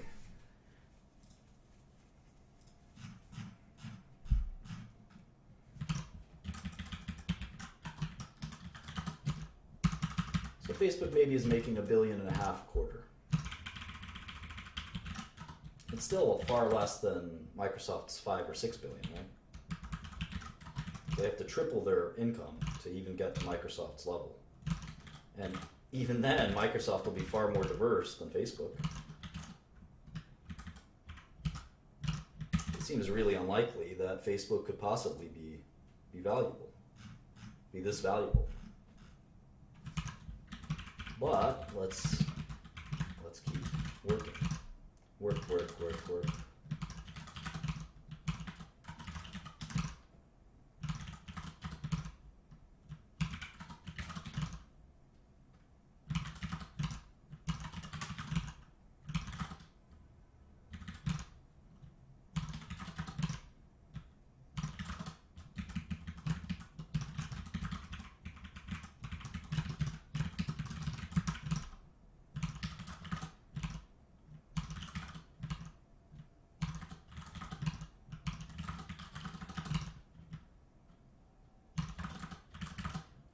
so you can see the crazy revenue growth, right? 40%, 40%, 40%. Companies like this are very hard to value, and Wall Street always gets it wrong. There's a reason. There's a reason. It's a little bit loco. I'm going to do my best to explain it. If we go a little over 10 o'clock, so be it. Super high growth companies are very hard to value. I know how to value them, believe it or not. I'm going to share some secrets here. Look at the quarter they had. $5 billion in revenue. It possibly even grew faster than this. It's crazy. They went from 40% growth to 50% growth. Usually growth slows down as you get bigger. Growth is only accelerating at Facebook. Totally nuts, huh?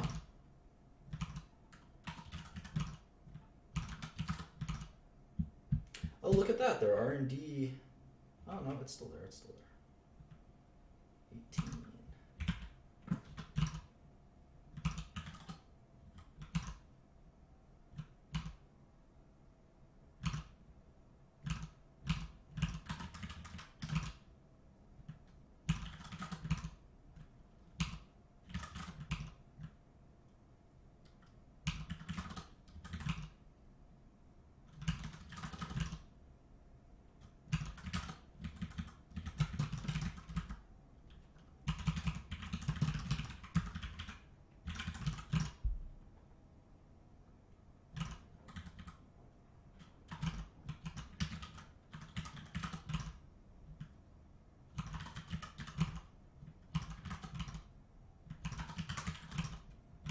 Right.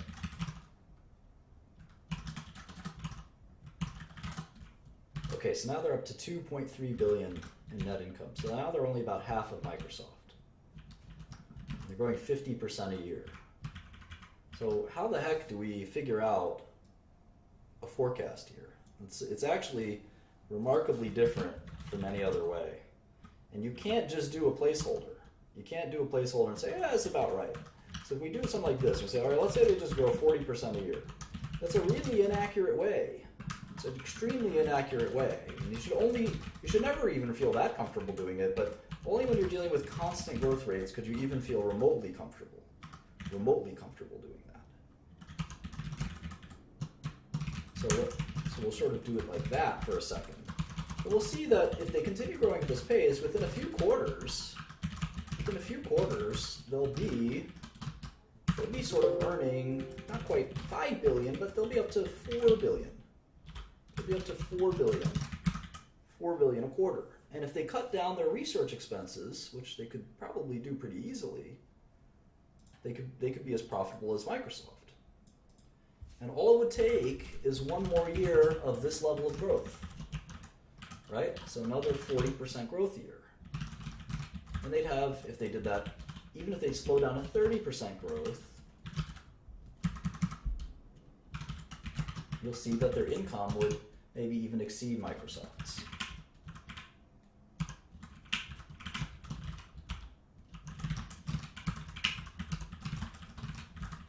But that's not how you value or watch growth companies like this. I'll show you how I would do it. It's quite different.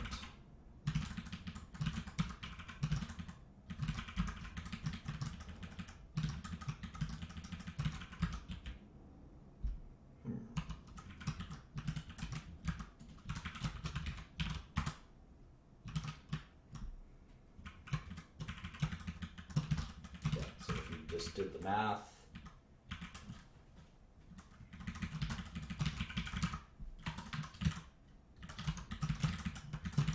Yeah, they could have 23 billion in earnings in 2019, which is just as much as Microsoft. But that's also assuming they grow like a weed. And they seem to be growing like a weed. It doesn't seem like that'll stop. They have WhatsApp, they've got Oculus, they've got Facebook. And we're also assuming that they slow down too.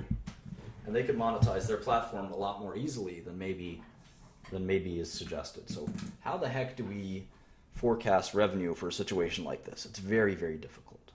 I actually think this is probably one of the least done and best, I wouldn't say best kept secrets on Wall Street, but it's at least my method isn't it's not well taught.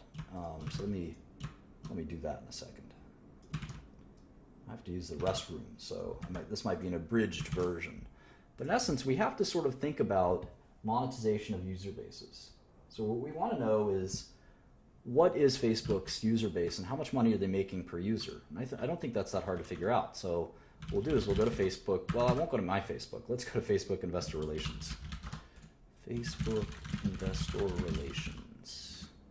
That's investor.facebook.com. Here it is.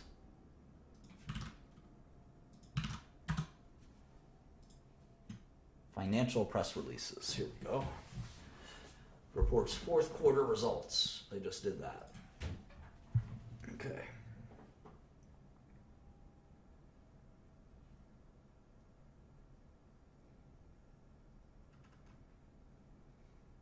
You can see all of their revenue is from advertising. 5.6 billion, virtually every dime. Here it is. Daily active users. Daily active users, 1.04 billion. And you can see the growth of that was only 17%. Daily active users.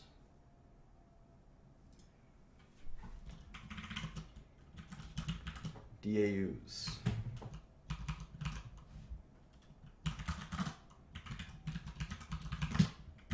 So if you take revenue divided by daily active users, they're making $5 per quarter on their daily active users. $5. That's per quarter. So annually, Facebook makes 22 bucks off of you. Makes you feel kind of cheap, huh? 22 bucks. What does it cost? What does it cost to have cable? What does it cost to have cable? Well, it's more than 20 bucks a year. It's probably what, $1,000 a year? More? And you probably would rather give up Facebook than cable, or cable than Facebook, I should say. They're pretty close. Think about the value you receive in life. Value you receive in life from the things you like. Facebook makes you pay, they're basically asking you to pay $22.60. Cable, cell phone. In fact, a lot of people, the only reason we have cell phones is to go on Facebook, right? So if you think about this, Facebook is quite a good value. You don't pay for it. You pay for it by watching some ads, right?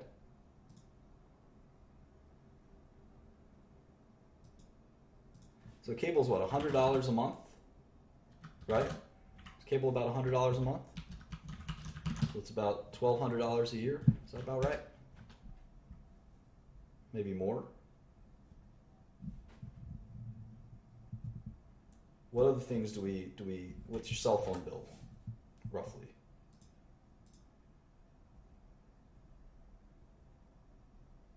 It's $5 per quarter. Cable's $30 a month for some of you guys. Your cell phone's $50. So Facebook was asking you to pay more.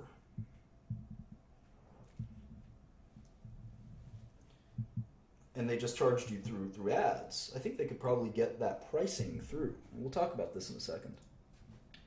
What's interesting is you can see that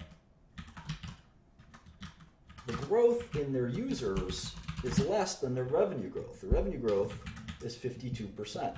The user growth is 17%. What does that mean? What does that mean? What can we infer from this?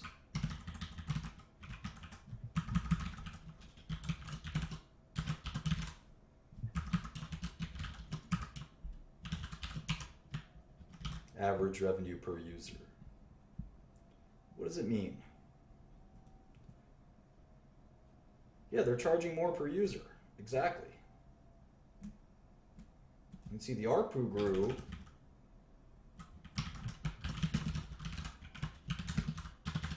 Average revenue per user grew.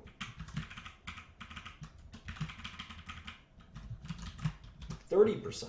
So the 52% of revenue, most of it was actually coming from price increases in many ways. They're selling more ads per user, showing more ads, charging more for ads, whatever it might be. Pricing power is very important in business. I'm probably the one person that can talk to you about that more than anyone. You always want to charge more to your customers if you can, all else being equal. And there's probably some limit on ARPU. There's no limit on users. Well, they have 1 billion of them at least. So they need to get more and more. They need to get better and better at getting more and more money out of users. Exactly. And we should always think about how much are we really willing to pay to Facebook? What's Netflix? What's Netflix per month? How much is it per month? $10 per month? Is that about right?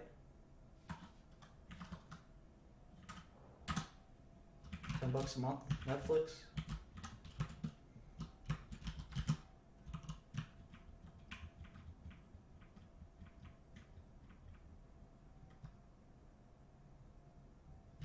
So Facebook is still a sixth of what Netflix costs in some ways.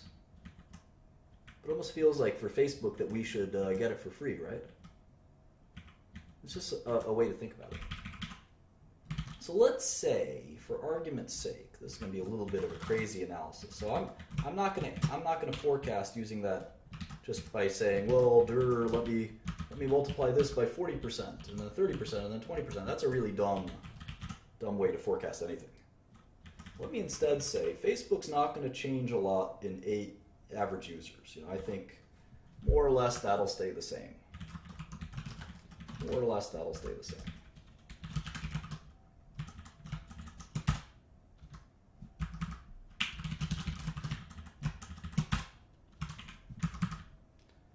User growth will start to slow down. There's only so many people who want to be on Facebook, right?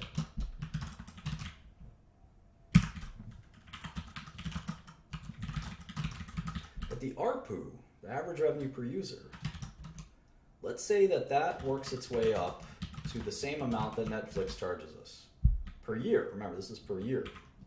This is times 4.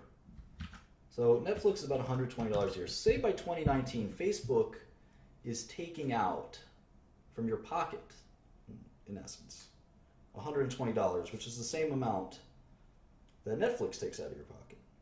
Is that a good apples to apples comparison? I mean, Netflix lets you watch, movies, TV shows, unique content. Facebook is giving you unique content in another way. Lets you stay in touch with people. They're both pretty important. I think it's decent.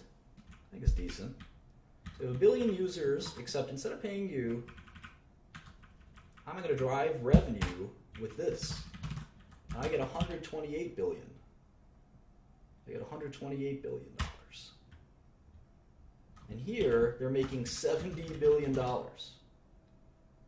billion. Do you think Netflix offers more comparison? I know they're different business models.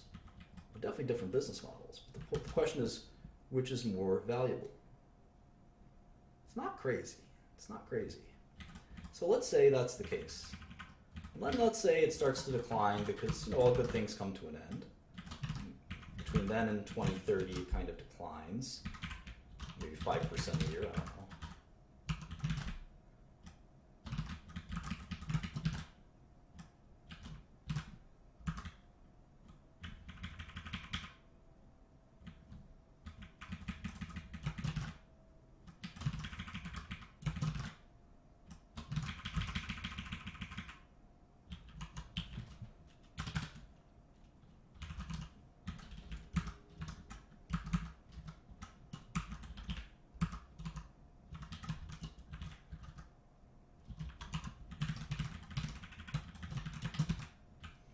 What the net present value of this is.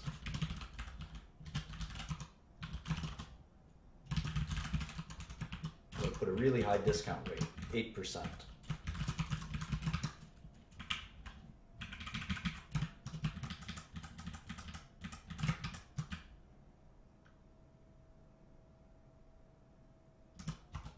They're not going to charge users, but the point is they're monetizing the users.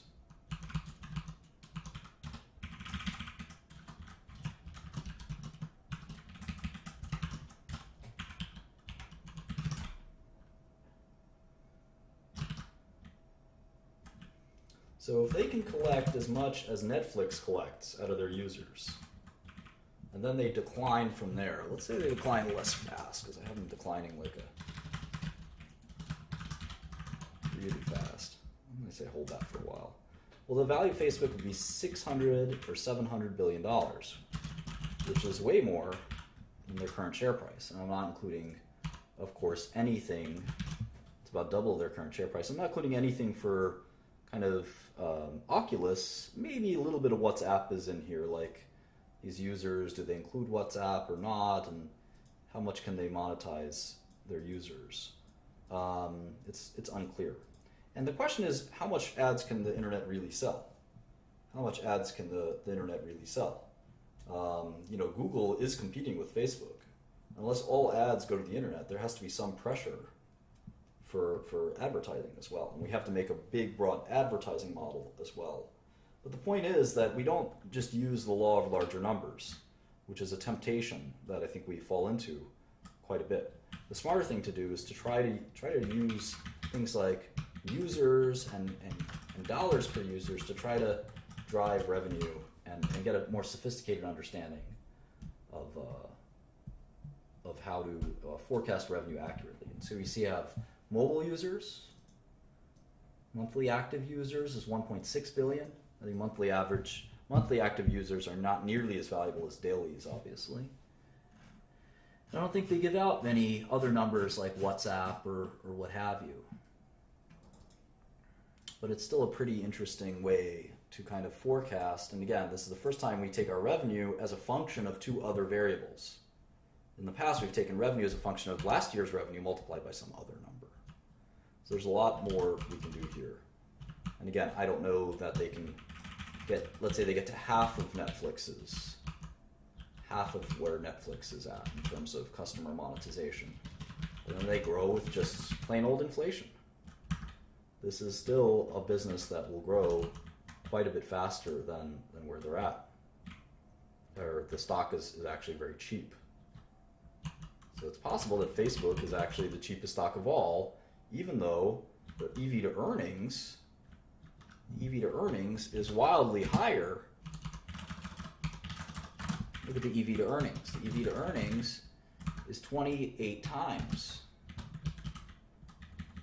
But if you look at 2017 earnings, it starts to look much more reasonable. It's only 19 times earnings. So Facebook might actually be the cheapest stock of them all. And revenue growth is not even close. It's 40% compared to 1%, 2% for these other guys. So it actually could be the cheapest stock of them all. I kind of like Facebook the most out of all of this. I like IBM, and Apple probably the least. So I like Microsoft and Facebook. I don't like Apple and IBM. But we'll do some stock picking later. We'll actually use some real money, and maybe we'll buy, $10,000 worth of each of these or something like that, and see if our portfolio does okay. Anyway, I've had a long day. I've taught back-to-back classes for the last 5 hours or so with a break in between. So I'm going to call it a night. I hope you learned something, and I'll plan out a nice lesson plan for our next lesson. So thank you so much for joining me. Talk to you all soon.